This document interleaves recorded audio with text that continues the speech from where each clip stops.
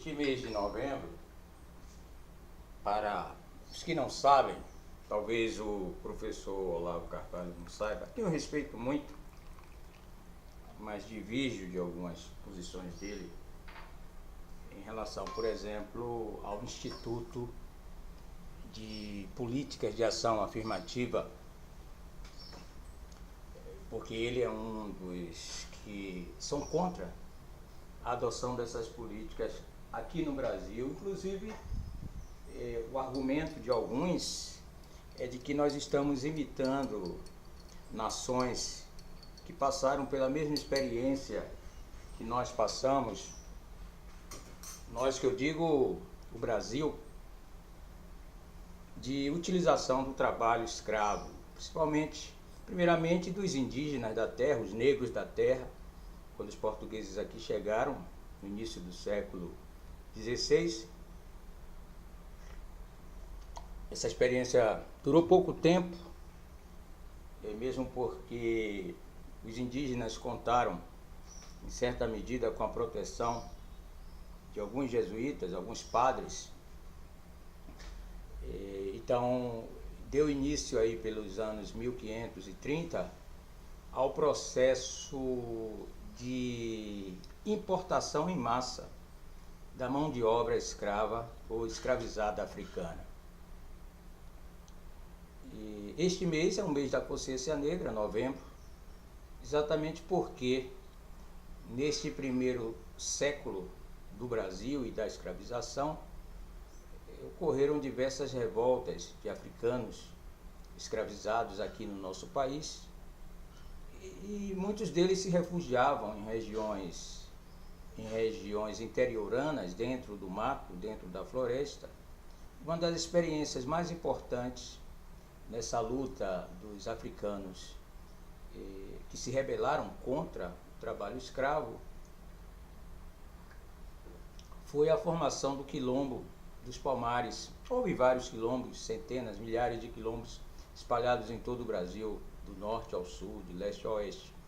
Mas o Quilombo dos Palmares foi o mais duradouro deles, porque durou entre o final do século XVI ao final do século XVII, portanto, em torno de 100 anos, na região aqui do norte e nordeste do Brasil, onde hoje está o estado de Alagoas, mas na época era a capitania de Pernambuco, uma das capitanias hereditárias.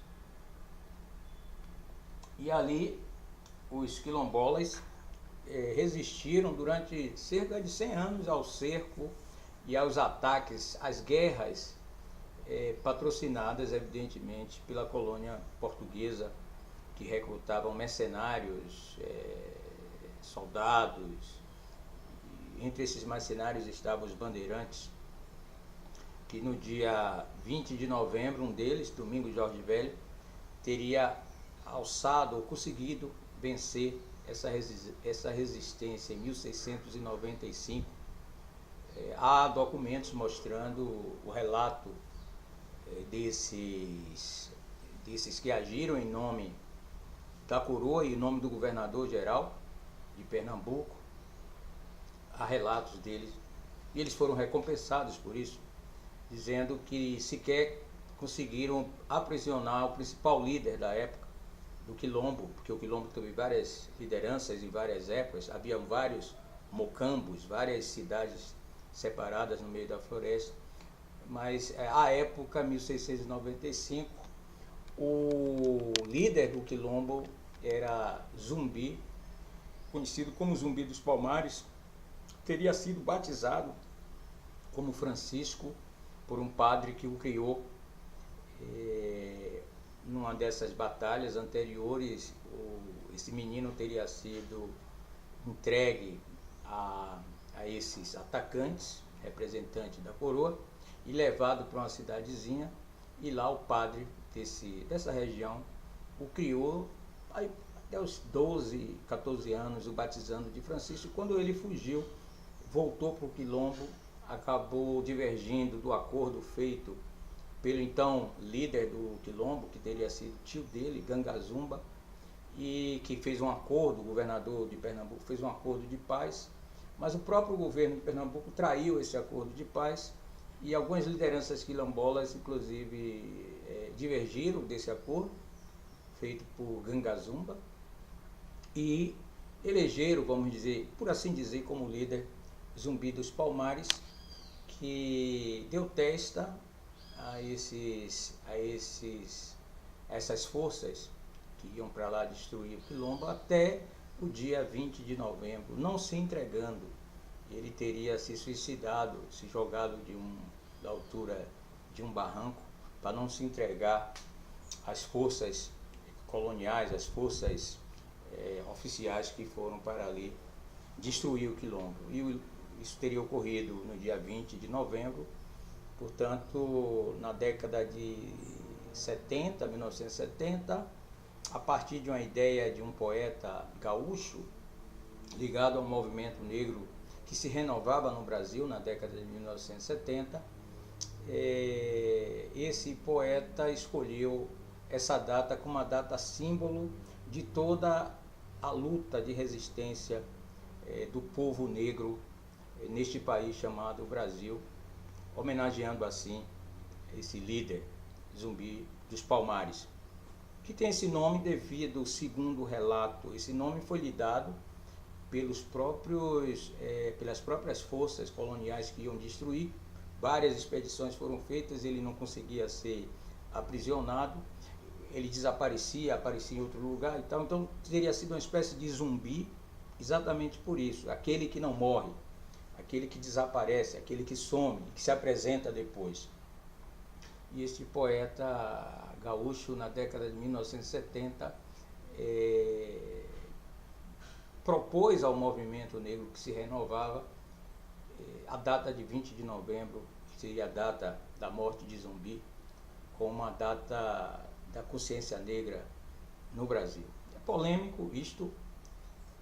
Essa data veio, inclusive, contestar uma outra data na qual nós, os mais velhos, que frequentávamos escola, aí, até a década de 70, escola primária, escola secundária, fazia com que nós idolatrássemos uma heroína branca, vamos dizer assim, que foi a princesa Isabel, que a 13 de maio, na ausência do pai dela, o Dom Pedro II, no palácio, ela assinou a Lei Áurea, que abole a escravidão no Brasil, depois de várias outras leis, José Queiroz, Ventre Livre, etc. Ocorre o seguinte: a própria abolição no Brasil se deu dessa forma irresponsável por parte do Estado. No caso era o Império, a monarquia. Talvez seja a lei mais econômica de toda a verborragia legislativa criada pelos doutos bacharéis em direito e também os legisladores no Brasil. Herança de Portugal, essa verborragia, como está muito bem estabelecido por Raimundo Faoro no clássico Os Donos do Poder, assim também como em Sérgio Buarque de Holanda, também num clássico Raízes do Brasil, esse culto à verborragia vazia. Essa lei Áurea é a lei mais econômica porque ela só tem 2 artigos. Está abolida a escravidão. Artigo 1º, está abolida a escravidão no Brasil.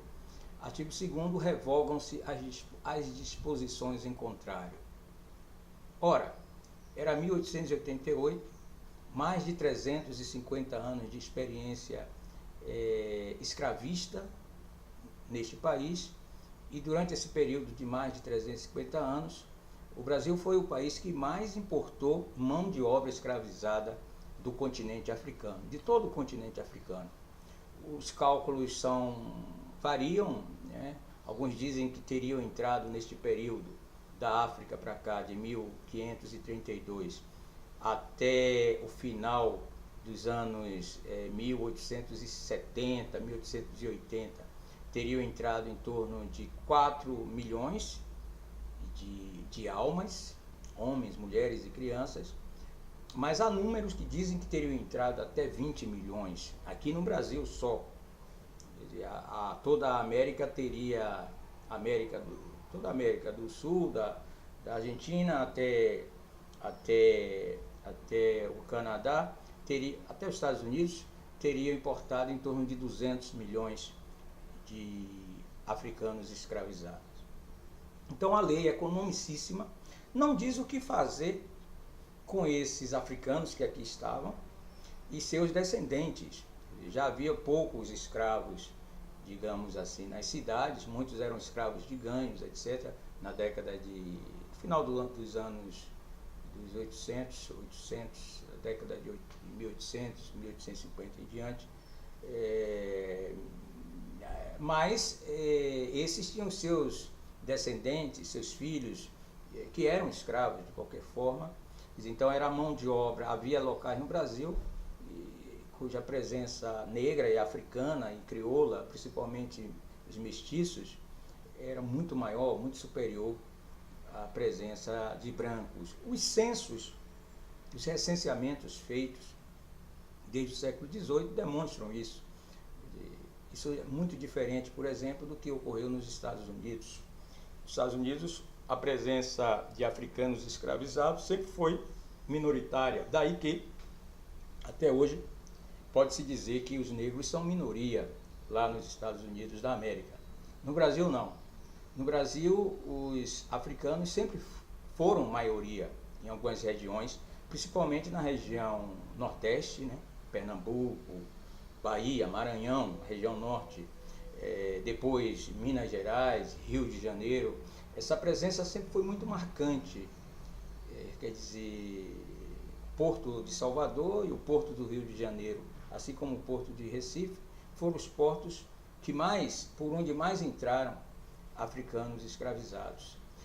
E a lei que aboliu a escravidão não previu o que fazer de todo esse contingente que aqui estava, descendentes ou não descendentes, desde 1530, 1532, porque a política das capitanias hereditárias tem início, a coroa decide doar terras aqui a alguns plenipotenciários a partir de 1530. Então começa a colonização portuguesa por volta de 1532 e logo se dá início à importação dessa mão de obra. Bom, o Estado nunca assumiu o que fazer com esses africanos ou descendentes de africanos que eram escravizados até 1888 e a partir do dia 14 de maio estavam livres. Livres para quê? Sem propriedade fundiária, sem terra para onde morar, sem emprego, muitas funções que os negros exerciam até então. As leis criadas nas diversas províncias passaram a vetar o uso da mão de obra negra, né? E tem início aquele processo desde o início do século XIX, os anos 1800, tem início o processo de chamada, a política, vamos dizer assim, de imigração de populações da Europa empobrecida. Entre essas populações, não vamos esquecer que aqui chegou o bisavô, o tataravô, do atual presidente eleito, Jair Bolsonaro. Aliás, pelo que eu vi numa reportagem na televisão, esses ancestrais do atual presidente, eles chegaram aqui no Brasil para trabalhar na agricultura cafeeira de São Paulo, se não me engano, uma semana ou um mês depois do dia 13 de maio de 1888. Chegaram como pessoas livres, ainda que correndo, fugindo da miséria que era a Europa naquele período, a Itália naquele período, as diversas cidades, não sei se o termo está correto, as diversas províncias italianas, em uma série de problemas a Europa atravessou, e a Itália, empobrecida, foi um dos países que mais, nem sei se chama país, nem sei se era realmente o país Itália tal qual conhecemos hoje, ao final do século XIX, mas eu sei que este foi um dos países que mandou para cá, para o Brasil, a partir de convites oficiais feitos pelo governo do estado brasileiro, da monarquia e depois da república, mandou vir centenas de milhares de imigrantes empobrecidos que aqui chegavam ao estado, proviam eles com terra, com crédito, para que eles se instalassem, quer dizer, todos os benefícios para fazerem seus assentamentos. E os negros, a eles o que foi doado pelo Estado. Compare com os Estados Unidos, que travou uma guerra sanguinária lá, a Guerra Civil dos Estados Unidos, patrocinada por Abraham Lincoln, não que ele considerasse negros e brancos iguais, porque a teoria da eugenia, a teoria da superioridade racial não é monopólio do Brasil. Essa ideia é uma ideia geral, mas devido à instalação da nova ordem econômica, né, o desenvolvimento da indústria, a revolução industrial que chegava nos Estados Unidos, principalmente nos estados do norte dos Estados Unidos, havia necessidade de pôr fim a essa estrutura de produção que é o escravismo, já que os escravos eles não são exatamente fonte de consumo, não são consumidores, né? Então o mercado precisa de consumidores, o mercado capitalista, o capital precisa de consumidores. Então se travou uma guerra entre o norte e o sul, quer dizer, entre os estados do norte e o sul, que se confederou, se reuniu, né, contra o fim da escravidão, que foi proposta e aprovada na Casa dos Representantes nos Estados Unidos por Abraham Lincoln, quando ele chega à presidência da República, mas houve uma reação por parte dos estados do sul. Aliás, os estados do sul dos Estados Unidos eram os estados que recebeu o grande estoque de escravos lá naquele país, enquanto aqui foi o norte, o nordeste, lá foi o sul.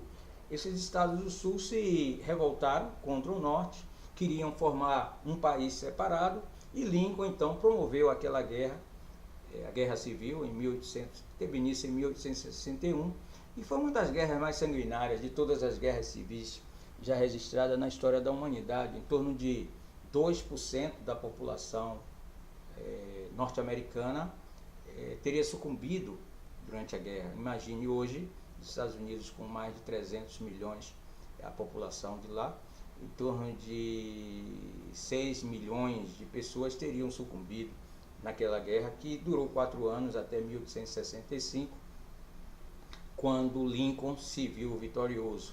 Mas a lei que aboliu a escravidão nos Estados Unidos, por exemplo, ela prevê uma série de medidas para acolher os africanos escravizados, que tinham sido escravizados, né? Quer dizer, há um projeto de reconstrução do país, há inclusive uma legislação que diz que cada africano liberto teria direito a 14 acres de terra e uma mula. Aliás, esse é o nome que Spike Lee deu à sua produtora de cinema, né? 14 acres and mule, ou seja, 14 acres de terra e uma mula. Claro que ele dá o nome de forma irônica, porque também essa proposição não aconteceu devido à resistência dos escravocratas, dos escravistas do Sul, que não queriam dar nada. Aliás, eles até criaram uma legislação chamada Jim Crow, que fez com que os Estados Unidos fosse um país separado, separatista. Até recentemente, até a década de 1970, havia estados em que as coisas eram separadas inclusive pela lei. No Brasil nunca houve essa separação legal. Aqui o que houve foi um projeto fruto da ideia luso-tropicalista dos portugueses, de mistura, quer dizer, você discrimina sem a necessidade de pôr isso no papel. Quer dizer, talvez o Brasil seja um dos grandes países do mundo que viveram essa experiência do escravismo, onde o racismo ele é mais hipócrita. Como diz um professor, o professor Hélio Santos, refletindo sobre isto, é muito mais fácil para um negro lutar contra o racismo em países como os Estados Unidos ou como a África do Sul, como foi na África do Sul, do que no Brasil. Porque lá, nesses países, o racista ele se apresenta de peito aberto, de cara aberta, certo? E por isso os negros podem se organizar e enfrentá-los. Quer dizer, há esse conflito permanente lá. E aqui no Brasil, onde não se admite que exista racismo, onde ninguém é racista, mas é um país estruturado de tal forma que os africanos e os seus descendentes, os negros, digamos assim, eles sabem o seu lugar. E o seu lugar é o esgoto social. Isto até hoje, mais de 120 anos, se não me engano, não estou fazendo conta agora, e que a princesa Isabel assinou a Lei Áurea. Ou seja, aqui você luta contra fantasmas, porque ninguém é racista no Brasil.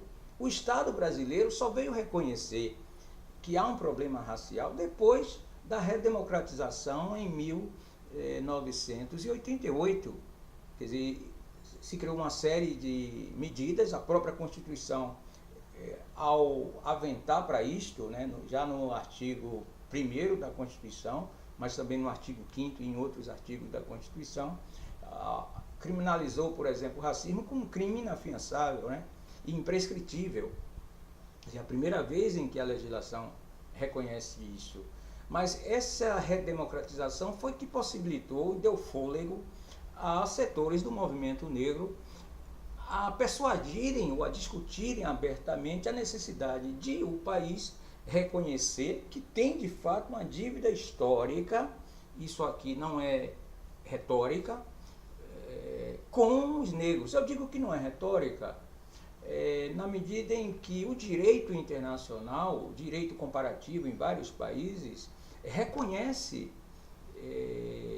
digamos, malefícios feitos a determinados grupos por motivos étnicos ou raciais. Veja o que foi, por exemplo, o que ocorreu na Alemanha depois que Hitler perdeu a Segunda Guerra, né? O Estado alemão, aliás, não só o Estado alemão, a consciência ocidental reconheceu, por exemplo, o direito aos judeus terem a sua terra, sua própria terra, gerando aquele problema que até hoje vemos no Oriente Médio, ali com os palestinos. Então, a primeira coisa, isso é uma política de reparação para os judeus. O Estado alemão até hoje indeniza, além de ajudar na infraestrutura para que o Estado de Israel, nascido em 1948, ele se construísse, até hoje o Estado alemão paga a indenização a famílias, a pessoas, né, judias que teriam sido perseguidas durante aquele triste período e condenável período que foi o período da política nazista lá na Alemanha. Isso ocorreu também na guerra entre o Iraque e o Kuwait, agora já nos anos 1990, o Iraque perdeu e a comunidade internacional impôs pesadas dívidas a Saddam Hussein para indenizar o Estado kuwaitiano. Quer dizer, então, na Índia, da mesma forma, quando os britânicos sofreram a derrota do movimento de autonomia e independência indiano, né, também lá se reconhece desde os anos 40 a necessidade de promoção dos grupos, principalmente das castas historicamente inferiorizadas. Então isso não é algo inventado no Brasil ou mesmo nos Estados Unidos. A ideia de que determinado contingente populacional que durante um período histórico sofreu pesadas restrições, discriminações, violências por conta da sua condição, seja étnica, racial, ou as condições em que adentrou neste país, esses estados responsáveis assim o reconhecem, né? E passa a criar medidas focais, né, visando, digamos assim, resgatar essa dívida histórica. Pô, o Brasil é uma democracia. Como é que o Brasil quer ser um Estado democrático de direito se mantém ainda, digamos assim, no lixo, em condições vexatórias, né, grande parte da sua população afrodescendente, né? É porque o Brasil não existem negros, todo mundo aqui é mestiço, como é que se vai definir quem é negro e quem nem é negro? Eu costumo dizer que basta convidar um chefe de departamento pessoal no recrutamento, ele saberá identificar quem é negro, quem não é branco.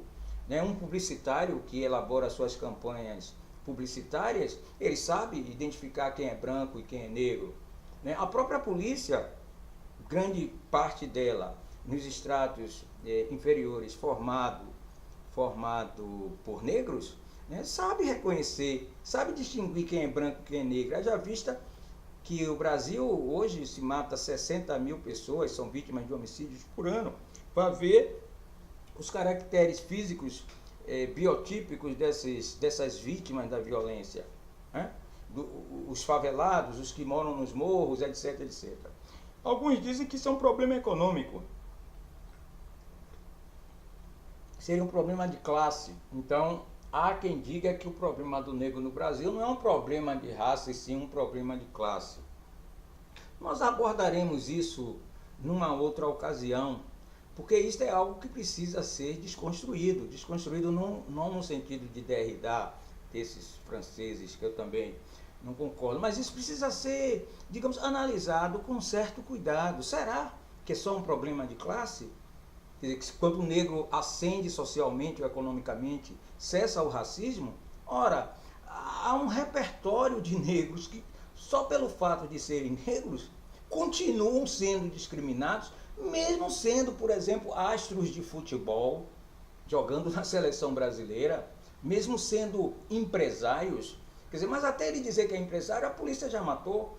Quer dizer, até ele dizer que é empresário, ele já foi apalpado nas blitz policiais. Quer dizer, aqui no Brasil tem um tal do elevador social e elevador de serviço. Quantos casos já estão relatados e documentados de negros que vão visitar amigos por serem negros em prédios de Copacabana, ou de Ipanema, ou do Leblon, ou mesmo aqui em Salvador, em regiões nobres como o Corredor da Vitória, né? E o porteiro, que também é negro, aponta ao elevador de serviço, porque o negro não pode ser outra coisa senão lixeiro, senão marginal, senão servente de obra, que são profissões dignas, certo? Mas nós não somos somente isso. E por que a maioria da população afrodescendente ainda é mantida nessa situação? Isso precisa ser examinado. Um dos meus mentores acadêmicos foi o historiador brasilianista americano Thomas Skidmore. Foi ele que me convidou a sair da redação de jornal e voltar a estudar. Né? E eu fui aos Estados Unidos, primeira vez em 1994, com uma bolsa Fulbright.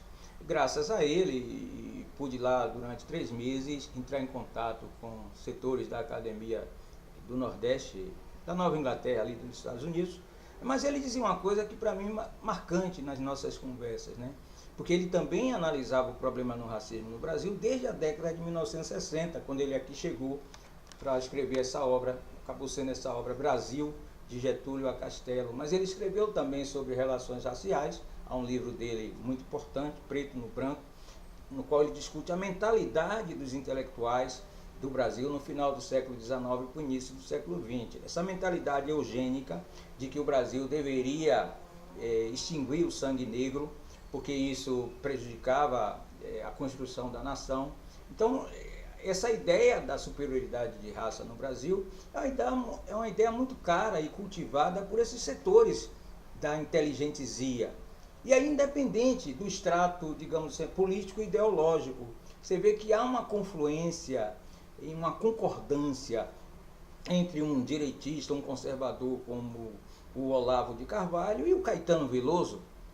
Quer dizer, todos dois, ambos discordam em tudo, mas nesse particular eles estão a favor, no sentido de que não há necessidade de implantar cotas com base na origem étnica no Brasil, porque isso dividiria o país, como se o país já não fosse dividido desde o início, desde o momento em que os primeiros donatários das capitanias aqui chegaram.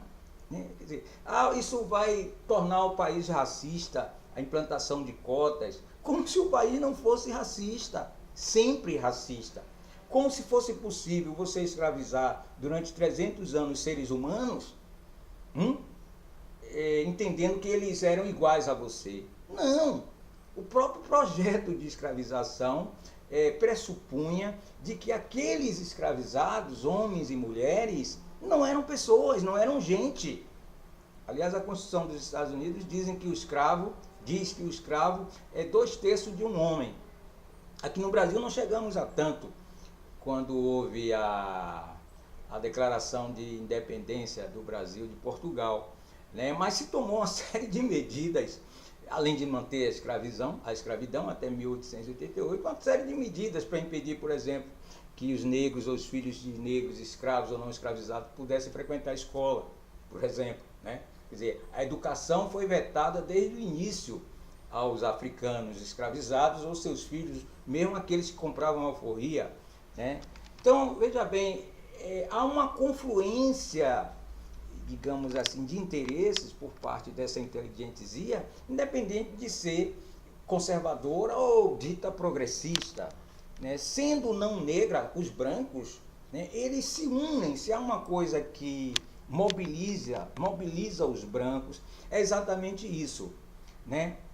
O Brasil teve 2 grandes momentos de debate polêmico, nacional, acirrado, envolvendo essa questão. Um foi o próprio processo de abolição, que durou, 50 anos, né? Movimento abolicionista, contra-abolicionista e tal. Aquilo dividiu o país, aquele debate. Um outro debate que dividiu o país é esse debate de cotas. Quer dizer, é muito parecido isso. Quer dizer, 2 grandes momentos históricos, né? Um dizendo que era necessário acabar o escravismo, o outro dizendo que era preciso que o Estado brasileiro reconheça a sua dívida econômica, histórica, social para com os afrodescendentes e busque medidas paliativas, porque as cotas são paliativas, as cotas não são uma panaceia, as cotas não vão acabar com o racismo, são medidas inclusive focais, com tempo determinado, quer dizer, é preciso avaliar constantemente se de fato isso está resgatando essa população historicamente, os seus herdeiros, né, filhos, resgatando eles desses locais a ele atribuídos historicamente, que é o esgoto. Então, são medidas que atingem a um determinado percentual da população, portanto ele é focal, ele é, digamos assim, temporário, não é para sempre, né, mas necessário. Necessário num país que, por exemplo, eu fui aluno da USP, quando eu cheguei lá para fazer o mestrado em 1991, os dados que se tinha lá é de que aquela universidade, com em torno de 25 mil, se não me engano, 25 mil, 40 mil estudantes, né, não tinha negros na graduação. Os professores, que eram em torno de, 2.500, nós contávamos nos dedos os professores negros de lá da USP em 1991. Tanto que todos sabem o nome deles, é Wilson Santos, é Milton Santos, geralmente Santos, né? Santos Bispo de Jesus, isso é nome de negro, né? Santos Bispo, um ou outro lá na USP de São Carlos, ou seja, 5. Possivelmente até hoje isso se mantém, a presença de professores negros. Eu sou professor na universidade, isso é um estranhamento, não era para eu ser, era para eu ser servente, era para eu ser, digamos assim, no máximo, um técnico administrativo, né, de 2º ou 3º escalão. Mas, enfim, o Thomas Scrivener dizia o seguinte: nos Estados Unidos existe a consciência da culpa. É por isso que os Estados Unidos da América, de certa forma, saem na frente de forma abrangente na implantação dessas políticas a partir dos anos 1960, como um fruto das exigências do movimento de direitos civis lá, do movimento negro. O Kennedy, né?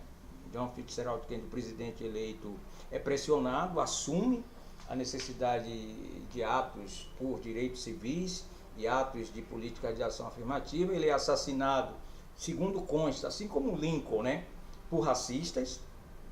O Kennedy também foi assassinado, possivelmente por isto, mas o Lyndon Johnson, que o substitui, é o cara que de fato dá prosseguimento a essas leis de direitos civis E o outro lá, o Richard Nixon, é de fato o cara que implementa, executa as políticas de ação afirmativa a partir do final dos anos 1960, fazendo assim com que a população negra ela se eleve nos Estados Unidos. Claro que isso já tem 30, 40 anos, é polêmico, já há muitos estados lá que já aboliram nas universidades e tal, mas as empresas mantêm isso. Você vê isso quando você vai a um filme, assistir um filme na televisão, ou no cinema, ou em qualquer parte, né? As empresas promovem os negros. Quer dizer, existem políticas realmente de ação afirmativa, não só para negros, mas para outras minorias sociais, né? É negros, é homossexuais, mulheres. Isso também ocorre nos países mais avançados da Europa, né? Todos os anúncios de recrutamento que você lê na The Economist, por exemplo, essa revista semanal editada em Londres, mas distribuída em todo o Brasil, os anúncios lá de recrutamento de pessoal, todos eles vêm lá, tem lá a empresa tal, está recrutando, embaixo vem lá uma linha dizendo, nós, digamos assim, apoiamos e promovemos a inscrição de candidatos, digamos, das minorias sociais, para submeter os seus currículos a esses cargos importantes nas grandes empresas ou menos importantes. Quer dizer, então, parece que a sociedade ou o mundo anglo-saxão, essa é a tese de Thomas Skidmore, para mim, quer dizer, lá se desenvolveu esse sentimento de culpa ou de responsabilidade, ou seja, aqueles que se beneficiaram, né, da estrutura da ordem econômica, tem um momento que ele diz, olha, agora está na hora de devolver uma parte. Quer dizer, você não encontra nenhuma grande universidade privada nos Estados Unidos nas quais não existam programas de inserção social, políticas de ação afirmativa. Quer dizer, há caso lá de riquezas, acúmulo de riquezas por parte de ex-escravos, que depois ele pega parte daquela riqueza e cria, por exemplo, uma universidade, como é o caso da Universidade Brown, que fica lá em Providence, estado de Rhode Island, na qual o professor Thomas Skidmore trabalhou, se aposentou. De vez em quando, Fernando Henrique Cardoso vai lá para o Centro de Estudos Brasileiros e Portugueses e outros intelectuais brasileiros. Então, lá, o que é a Universidade de Brown? Por que tem esse nome? É porque lá o explorador, o escravista, o saqueador John Brown, se não me engano era esse o nome dele, depois de acumular muita riqueza, ele resolveu polir a sua riqueza, né, fazendo filantropia. É isso que Thomas Skidmore chama de sentimento de culpa. E lá a Universidade de Brown tem um forte programa de políticas de inserção de grupos minoritários, de representantes de grupos minoritários. Eu sei que isso está em discussão agora mesmo em Harvard, está se discutindo muito isso, e por todos os Estados Unidos, inclusive tem alguns negros lá nos Estados Unidos que se rebelam.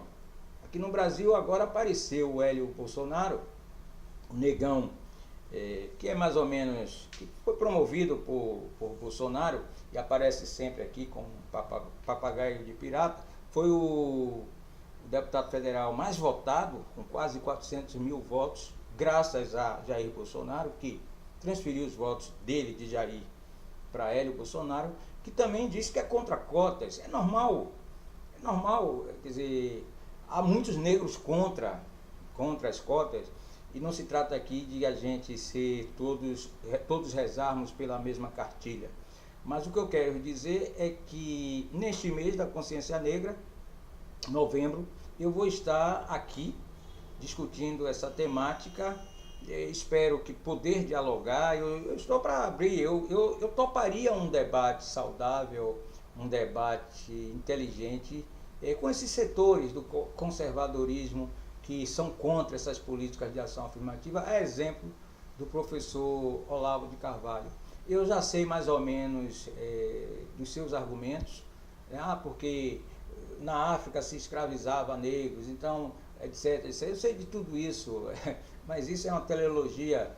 Na Grécia Antiga se escravizavam também, eles se escravizavam entre eles, em Roma. Ou seja, a escravidão sempre foi o padrão na história da humanidade, e em todos os momentos históricos houve esse tipo de relação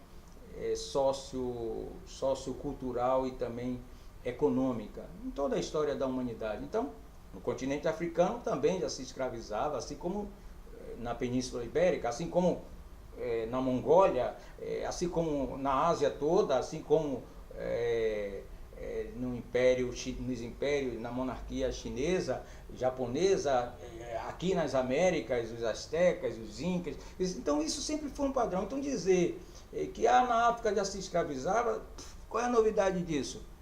Hã? O que é de novo nisso? Mas nós não estamos mais naquele período. E é preciso, então, depois de tanto tempo de exploração da mão de obra escravizada africana, e seus descendentes, é preciso que o Brasil debata isso a sério, leve isto a sério, né? Procure ver fórmulas de resgate. Não é de tratar todos iguais e você seguir a letra rígida da lei, como diz o artigo 5º, né? No Brasil todos são iguais, independente de sexo, gênero, raça, cor, região, etc, etc. Isso me parece que foi Rui Barbosa, um baiano, que disse, né? De que a justiça ou o direito faz justiça quando trata de forma desigual os desiguais. Então, na verdade, as políticas de ação afirmativa, as políticas de cotas, é fazer justiça, porque você dá tratamento diferenciado aos desiguais. Aqueles que historicamente estão excluídos do processo de aquisição de bens, apesar de terem contribuído com o seu trabalho, o seu esforço, a sua cultura, né, para que exista um país chamado Brasil, né, esses agora nós vamos reconhecer, a sociedade como um todo, a 8ª economia do mundo, vai reconhecer que é necessário aplicar algumas políticas paliativas, né, que só fortalece, digamos assim, a ideia liberal, ou seja, quem lucra com isso em grande parte é o próprio mercado. Está na hora da gente aplicar políticas sistemáticas, sérias, a sociedade assume isso por um período, nós vamos fazer monitoramento para ver se está dando certo ou se está dando errado, correções de rumo, etc. Então eu gostaria de um debate sério, saudável, com essas pessoas que se opõem, sejam elas negras, sejam brancos, e que estejam dispostas a, inclusive, convencer-me de que estou errado nas minhas proposições. Presta atenção, Jair.